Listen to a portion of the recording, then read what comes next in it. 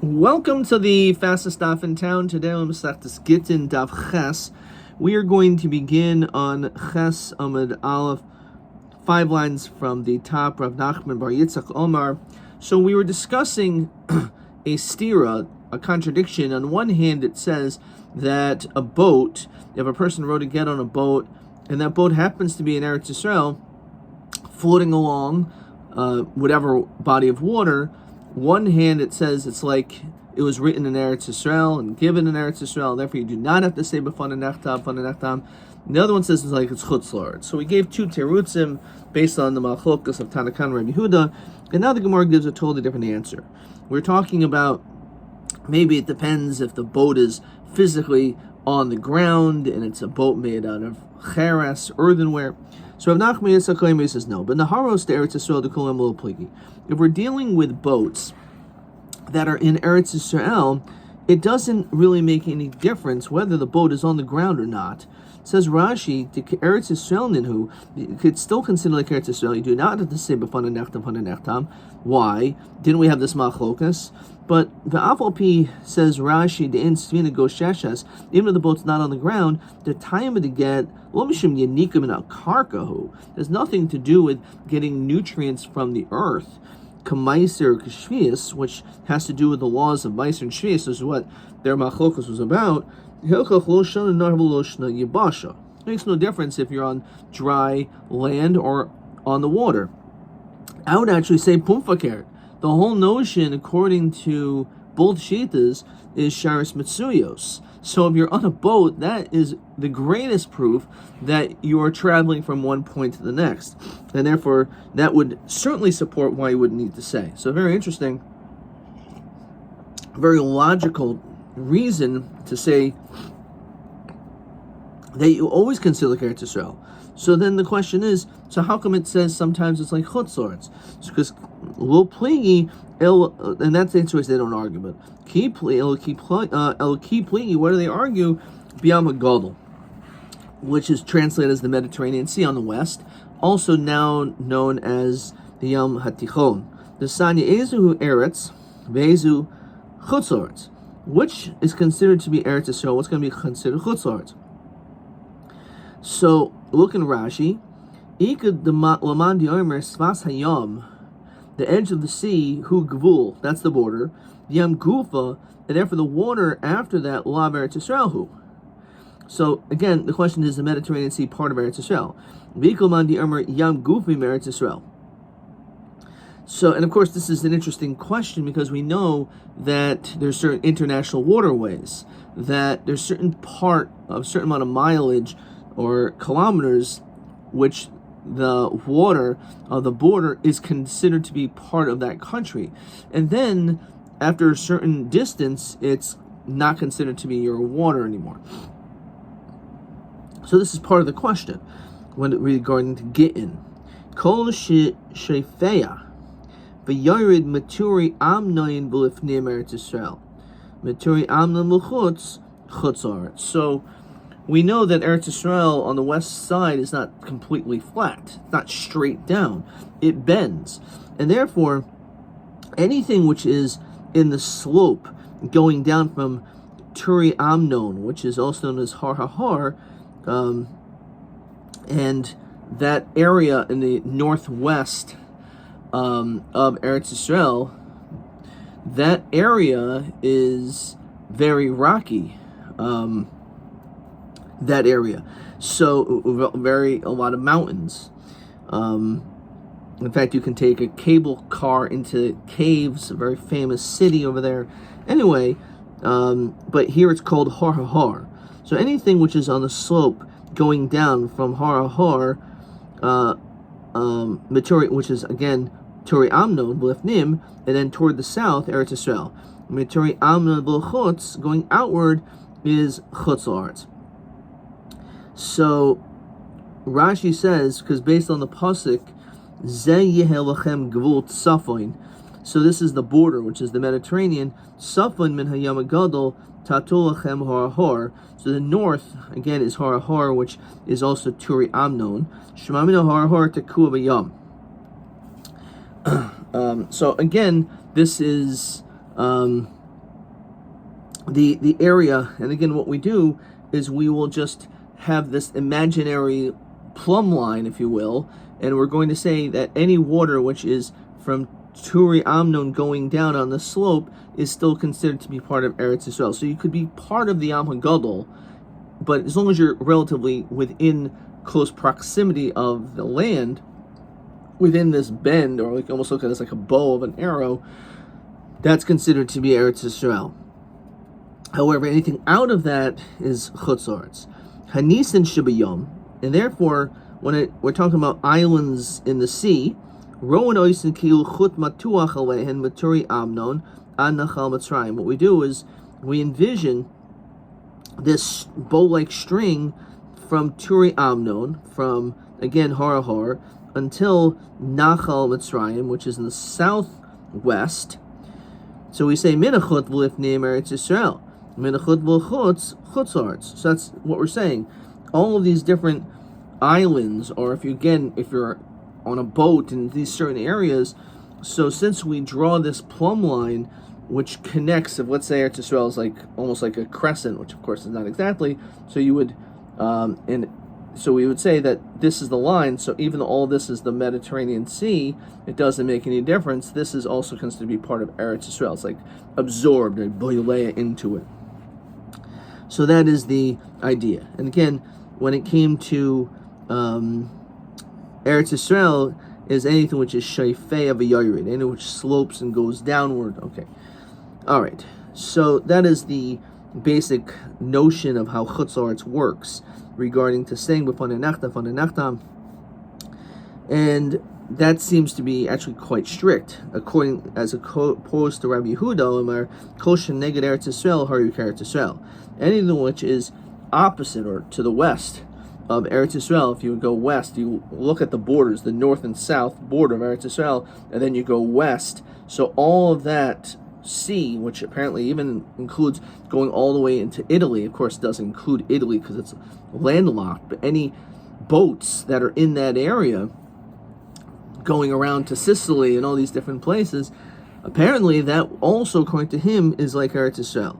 Shenamar ugvul yam v'hoylachem hayam agadol ugvul ze yelachem gvul yam. So this is the border, the v'hanisim shibis dadin, and which is nisin shibis dadin, which is either north or south. We again will make these imaginary lines, one north and one south of Eretz Yisrael, and we'll make those lines go westward. Kaploria v'ad yam okyanus, from Kaploria until Yam Okyanus, which is the Atlantic Ocean. Literally, that's what it seems to be. U'menachal Mitzrayim v'ad Yam Okyanus, and from Nachal Mitzrayim, which is the southern part, until the Yam Okyanus. Minachut v'lifnim Eretz Yisrael, anything which is inside the north and south border of this line, anything in between, even though it's really many, many miles west, is still considered Eretz Yisrael. Minachut l'chutz Chutz La'aretz. So this is an unbelievable kula as regard to b'fanei nachtam. Says Rashi, Kol hayam shekeneged avir shel Eretz Yisrael, any sea which is connected the air of Eretz Yisrael to the west, yafil ad okyanus lamarav, even the Atlantic to the west. Now I'm not sure how far west that means. Does that include the Virgin Islands and Bahamas and Cuba, if that's considered to be an island? Shubas Sofa Oilam, it says to the end of the world. Now, what does that mean, Sofa Oilam? Of course, this was before the Americas were discovered. So exactly what Rashi meant by that, maybe it meant like until the other European countries, again going all the way until, let's say, Italy and France. Harihu Eretz Yisrael, Diav Rochav Hayam B'chlal HaTchum. Even the width of the sea is within the border of the Tchum. So it's a good question exactly what this means, if Rashi is really meaning Ad Sof HaOilam, because there is no Sof HaOilam. Even though Of course, we often use that term Misoifel means just from one point from the furthest part to the other. But of course, that's not a reality if the world's not flat, right? So the point is that what we're saying here is that Rabbi Yehuda has a much larger boundary for saying b'fan nechtam. Says Rashi, "V'nisim shebestadim klomer v'im yesh lano chalik b'nisim lo l'tzad ma'arav yesh chiluk el l'tzad safon l'tzad darom." We don't make a distinction on the west, which is according to the Tanakama, that you make this line going on the western side. So just as long as it's connected somehow, the north and the south through this line, everything inside of it, or from this line eastward, is close to Eretz Yisrael, and it's considered Eretz Yisrael, which is a relatively small amount of water, as opposed to Rabbi Yehuda, who makes the lines north and south and includes everything in between going all the way west. Back in the Gemara, Rabbanan Hai Ugvul Mai Avdile. L'chara, the pasuk is telling you that we're supposed to apply the Mediterranean as the western border. So Meboyle Lenisin, he says we need it Lenisin. Says Rashi, Dimin Hachut V'Lifnim L'Tzad Mizrachi. That, as he said before, that you use this measurement to be able to measure from the border, but not making the lines north and south, but west. Rabbi Yehuda Nisin L'Tzrich Ikra. Nisin does not need a pasuk. Says Rashi, Miboyle L'Nisin, Dimin Hachut V'Lifnim, from the chut inside L'Tzad Mizrachi on the east, Delote Mesvas Hayamhu Hagvul. Don't say that the edge of the sea is the border. They feel b'makam shum is pashet v'nichnas l'soich ben shnei mikzois hatchumin, and therefore maybe you would not include a city such as the one we just mentioned, Nisin, in which there it's pretty close to Eretz Yisrael, but it's again within this line. But maybe we don't do that line. We consider only the Mediterranean is, even if you're 2 inches into the sea, up to your ankles, all of a sudden you're not in Eretz Yisrael anymore. No, so the pasuk is including doing this particular thing. So that's how he understands it. And Rabbi Yehuda says, no, you don't need a pasuk. It's within tchum, so there's no reason to think that would not be included. Okay. Now the Gemara continues. Rameir Oimer Akko Eretz Yisrael v'chulu. The Rabbi Yehuda said that Akko should be included like Eretz Yisrael, and therefore you do not have to say b'fan nechtam in the city of Akko. So b'minim Rabbi Chia Barabba Hamoicher Abdul Surya. What's the din if a person sells his eved into the country of Syria, which nowadays called Syria? Kamoicher b'chutz la'aretz dam yolo. Is it like you sold your slave to chutz la'aretz or not? So what is the difference? So Rashi tells us that we're going to see later on that hamoicher adol chutz la'aretz, if you sell your slave to chutz la'aretz, yotzel cheres. That's it. He automatically will go free. Why? It says Rashi, the kansinan lokech, that we will punish and put a penalty upon the buyer of this eved, mishum de eved shaykh b'mitzvahs, because an eved has to do mitzvahs. Asu latzeis meretz l'chutz la'aretz. We will not allow, and we do not want an eved to leave Eretz Yisrael, because then he won't be able to perform the same level of mitzvahs. And therefore, as a punishment, the din is that he goes free. The question is, does that din also apply to Syria? So where exactly is Syria? So Rashi helps us out. Eretz Yisrael l'halon mi'Akko. So it happens to be more north than Akko, which is why we're bringing this down here, because we're having a dispute about Akko, and how about something which is north of it? Is that considered to be Eretz Yisrael chutz la'aretz? So on this, the Gemara says, Amrulhu tenisua, Rameir Oimer Akko Eretz Yisrael Gittin. It says only when it comes to Gittin he holds you don't have to say b'fan nechtav. Well, Gittin in l'avadim lo. The koshkin Surya the merchaka tuvo, which means that if you would, according to this, sell your eved to someone in even Akko, that's considered to be like Chutz La'aretz. It's only considered to be like Gittin, regarding Gittin, like Eretz Yisrael, which is mashmitz as a diuk. In everything else, it's like Chutz La'aretz. So certainly Surya, which is even more north than Akko, the din is that it's like you sold your Eved to Chutz La'aretz, and therefore he will go free. So now we're talking about Surya. We continue to learn more dinim about this country. In three manners, this is going to be question 3 in TB7. B'shleisha derachim, in 3 ways, Shavsa Surya le'Eretz Yisrael. We compared Surya to Eretz Yisrael, Ushloish le'Chutz La'aretz, and 3 like Chutz La'aretz. And the question number 3 is basically, Siyain din echad mihanach deshus to the Chutz La'aretz, the din echad mihanach deshus to Chutz La'aretz. So it's Eretz Yisrael, 1 to Chutz La'aretz. So it's nice. So it's just give me 1 of each. I'm not sure on a test it would be that generous. Siman of Barak. So let's understand this siman. So first of all, Afra Tameh. The earth of Surya is Tameh ki Chutz La'aretz. We're going to delve into this, but we know that there's a gzera in the lands of Chutz La'aretz that the avir, even the air, not just the gusha, the earth, but also the air is, if you enter in a box, you'll still be tameh. So we'll have to see this, whether that applies entirely, all those dinim, to Surya, but certainly to some extent, as we'll see. The moicher adul Surya kemoicher b'chutz la'aretz, as we already established. If you sell your eved to Surya, it's like you sold him b'chutz la'aretz, he goes free. And then third, of maybe get me Surya kemevi b'chutz la'aretz. You bring a get from Surya, it's as though you brought it from Chutz La'aretz, therefore you will have to say b'fan nechtam, b'fan nechtam. So those are the 3. Ushloish Eretz Yisrael. There's 3 ways that it's like Eretz Yisrael. First of all, chayev b'maiser, ub'shvius Eretz Yisrael, which we're putting those together. You're chayev in maiser and also adhering to the laws of Shemitah, like Eretz Yisrael.